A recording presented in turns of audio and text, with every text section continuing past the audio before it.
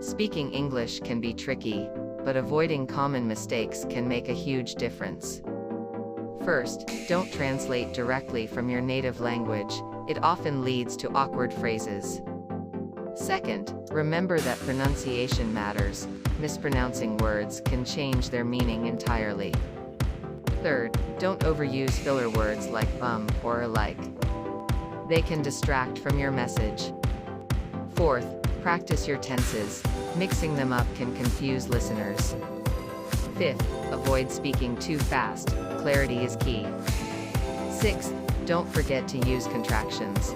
They make your speech sound more natural.